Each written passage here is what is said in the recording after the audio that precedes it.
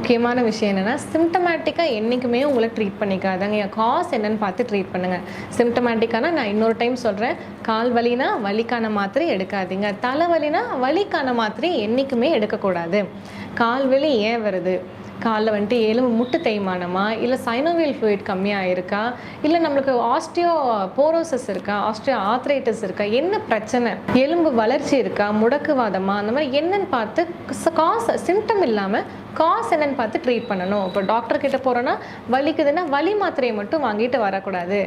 So doctor நான் என்ன diet எடுத்துக்கிட்டோம், என்ன மாதிரி உணவு சாப்பிட்டோம், என்ன மாதிரி உணவு சாப்பிட்டா நமக்கு வந்துட்டு உள்ள முட்டு தேய்மானம் வந்துட்டு நார்மல் ஆகும். கால்சியம் ரிச் சப்ஸ்டன்ஸ் சாப்பிட்டா கால்சியமே மாத்திரையாக எடுக்காமல் கால்சியமே ஃபுட்டில் எடுத்துக்கோங்க.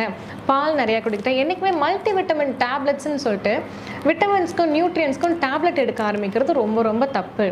எதில் நிறைய நியூட்ரிஷன்ஸ் இருக்குது, எதில் நிறைய விட்டமின்ஸ் இருக்குது, மினரல்ஸ் இருக்குன்னு அந்த ஃபுட் ஐட்டமாக பார்த்து நீங்கள் சாப்பிடும்போது அது பெர்மனெண்ட்டாக உங்களோட உடம்புல இருக்கும். மாத்திரை சாப்பிட்டீங்கன்னா இன்றைக்கி உங்களுக்கு சத்து கொடுக்குமே தவிர்த்து அதுக்கப்புறம் அது மோஷனில் போய் நாளைக்கு திருப்பி நம்ம நோஞ்ச மாதிரி ஆகிடும்.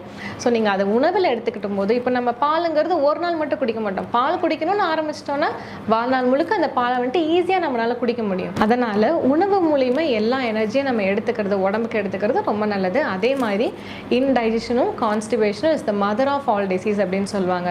அதாவது மலச்சிக்கலும் சரியாமையும் நோய்களுக்கெல்லாம் அரசன்.